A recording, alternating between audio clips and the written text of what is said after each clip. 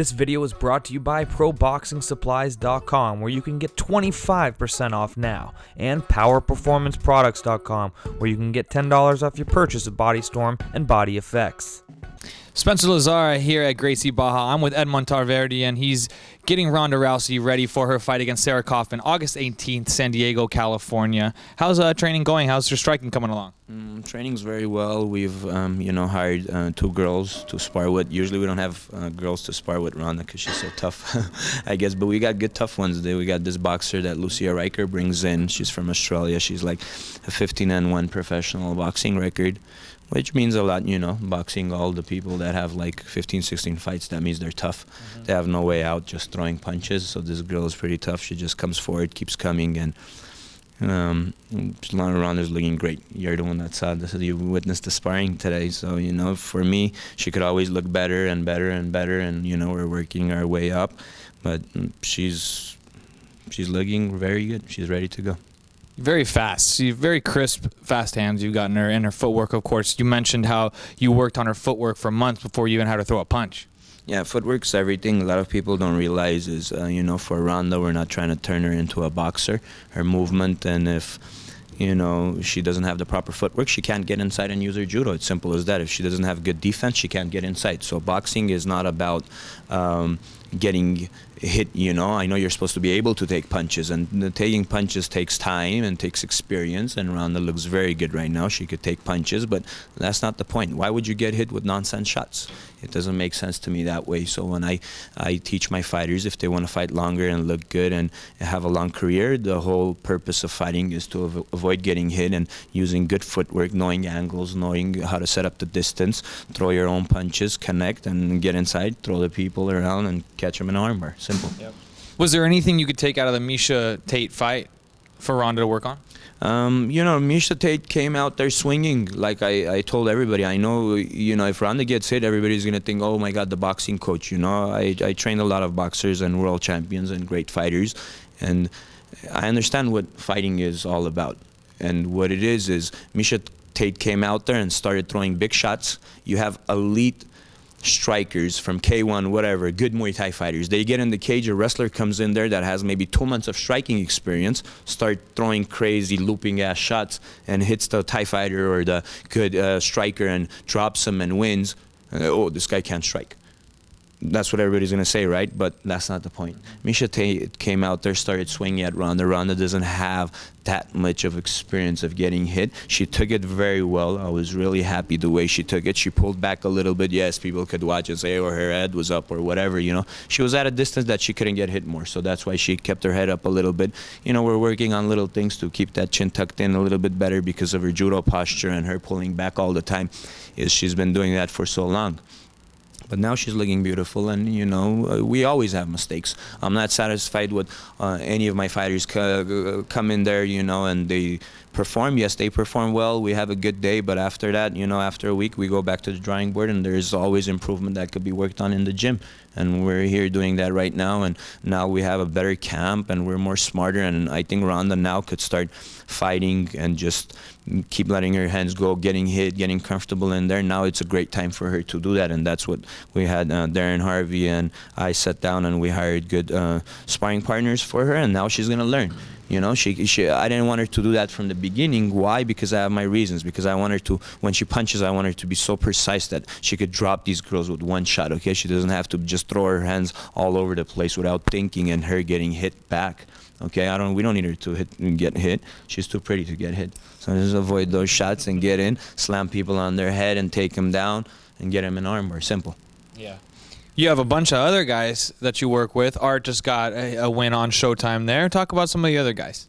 Other guys, Jim's looking good. We got Art, just Ronda was there to support him, and that was great for us. We got a good team going on. Art just beat Miguel Acosta, former WBA world champion at a lightweight, but, he's a 130-pounder. So he looked good. I was happy. First round, I think Acosta got saved by the bell, but Again, there's a lot we could work on. He's a big puncher. He throws that one shot. I think Art will be perfect for him because if he hits one of those big looping punches to any of these guys at 130, oh my God, I think he'll drop to 170 pounders. I'll be honest with you. I've had him spar with 170 pounders in the gym, and he rocks them and he drops them. So with those 16-ounce gloves, I don't know what but he has bad hands. Art has bad hands a little bit. He's broke his hands like twice, and with those MMA gloves, I think for sure something bad will happen to his hands. Yeah. Who else? You have Vanis, of course, as well, undefeated. Vanis, last camp he was working with Freddie. Freddie had some time to work with him, but I'm always with him working as well. And he has that Lara fight coming up. So, he was trained by Freddie from the beginning, Freddie Roach, and he had like 28 fights. And last 4 fights he did with me. Out of the 4 fights, we got 3 stoppages. He's looking good. I taught him some other techniques he could be more comfortable in the ring in and use, and Freddie's advice, I think both works perfect for him, and he was comfortable with that. So he might go up against Lara, and we'll start something serious for him. And then Manny's got a big fight coming up against Omagawa, right here in Los Angeles. That's a guy where I'm sure you're working on Manny as a striking, knowing that he can be successful striking with this guy. Yeah, Manny could strike with him. I think Manny could strike with anybody right now. Manny striked with Diego Nunes, right? The last fight. I mean, they didn't do much, leg kick and run away. I mean, Manny didn't get hurt. I think after the fight, the other guy was bruised up more, and Manny landed knees on the cage, and he... I'm going to be honest, right when I said that, something came to my head. When they put that finger down, when they're Thai fighters and they're in the clinch and they're kickboxers, they put that finger down and you can't knee their head. I think that's a horrible rule.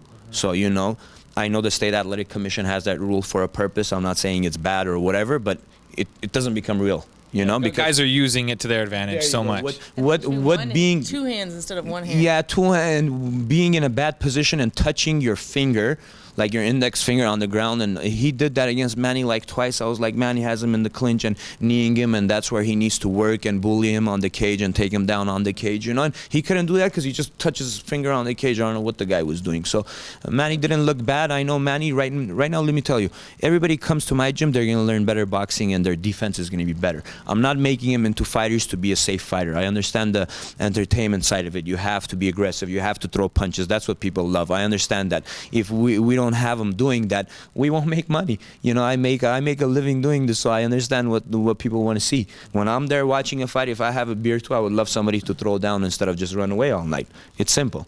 Okay, my dad comes. You love the Mexican fighters. I love it. But you could be technical as well. Use it. When your opponent doesn't want to fight you, when they don't want to fight you, you fight them, back them up. When they want to fight, be smart, move a little bit, adjust. So I teach him the right things. But Manny's defense is looking good now. He had defensive problems and he was getting hit a lot and he was putting his head down prior to his fights. When I worked with him for the Jose Aldo fight, he looked good. I know he got cut, but getting cut that way, you get cut from precise strikers. Only I believe Aldo could do stuff like that. But Nunes had a good right hand, and he couldn't drop Kenny Florian or do anything with that. He did drop Kenny Florian with that right hand. He didn't touch Manny once with that right straight. So we usually work on taking the weapons away from the fighter. I'm not going to give so much, teach a lot, but I know what I'm doing, and Manny's looking so good right now. I think this fight, he should dominate, and he should get his old Manny back into the ring, be aggressive a little bit more, but still be focused and use my defensive striking a little bit so he could not get caught with a shot. Because I'm going to be honest, I was at the beginning worried about Manny getting hit and getting dropped, because that did happen to him early in his career. But now his defense is so good that I'm not worried. But when I started training him, I was worried. I was like, what do I do with this guy? He has to learn how to move his head. He has to have his footwork there, vision better, timing better, so he won't get caught with nonsense punches and get dropped. He doesn't have the greatest chin. A lot of people know that. But now he's looking very good, and people can't hit him. Especially with his reach disadvantage in that division as well. You had your first MMA fight, WBC Muay Thai champion in the past, but you had your first MMA fight out there in Santa Monica recently. Toyed with the guy, highlight reel, knee knockout. Talk about that. Yeah, just, I've done shoot boxing too in Japan in year 2000. I was like 18. I fought like the judo guys and the kickers and stuff like that. So I'm pretty comfortable with the throws, of course, my bread and butter is my striking, so I'm going to keep doing that. It was fun. I just landed a knee, backed him up, put pressure a little bit on him, and he started throwing those crazy overhand punches that everybody will throw. When even if you get in a street fight, you're going on somebody. Think about it. They're gonna swing that right hand over your head.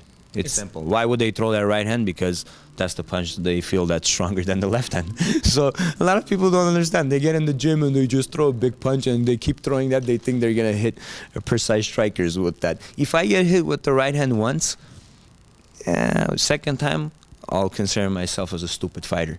That's not going to work against me. I'm not there to get hit with the right hand. It's not close to me. The right hand is farther than me, so it's not going to hit me. If the jab catches me a little bit more often, I'll say, okay, this guy has a good jab. I got to move my head, be, more focused. But that right hand is not going to hit me. So he tried to hit me with that right hand, and he paid for it. He got caught with that right knee. It looked like you were just waiting for the opportunity to get the one shot highlight knockout, though. It really looked like that. One shot. I tried to land the elbow and my legs slipped a little bit because the ground was pretty solid.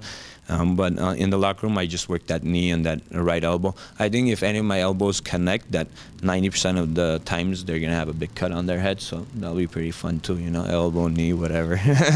So are we gonna see you get another MMA fight soon and make a run here? Maybe the Ultimate Fighter or something? No. I don't think the Ultimate Fighter, but I'll do another 2-3 fights, and I told Ronda that I'm going to fight, and she thought I'm crazy. I said, I'll do it, and I did it.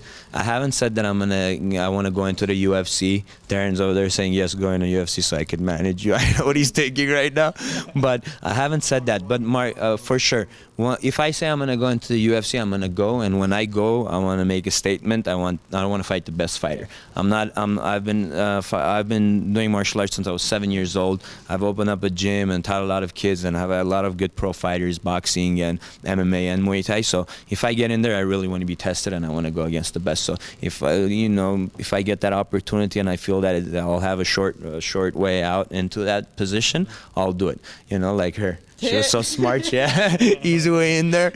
I know mine's going to be tougher. There's a lot of competition. There's a lot of good guys. But, hey, I've done a lot, I think. And if I could get a few more impressive wins, and, I don't know, maybe Ronda and Darren could help me out get in there because they're the big names. They have better connections than I do. Dana White calls her, and they talk. So maybe she could throw out a word that Edmond could dominate. And she believes me. She knows I will if I want to, and I'll get in there, and I would love to.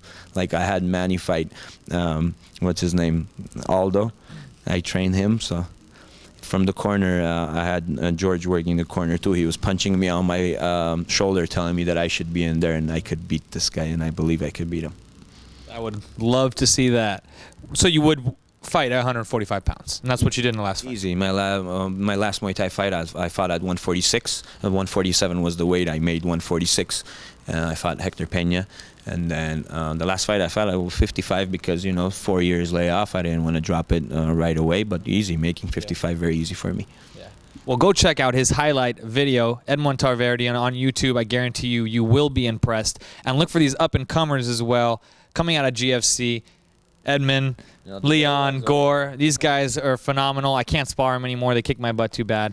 But come into GFC, Glendale Fighting Club, on Brand Boulevard, and Edmond will show you a little something, right, Edmond? For sure. I'm willing to work with anybody, respectful. Come in the gym, respect us both ways. You have respect, you train hard, where doors are open, for everybody. Appreciate the time. Edmond Tarverdyan, you know who she is. Ronda Rousey. I'm Spencer Lazar. You're watching MMAinterviews.tv.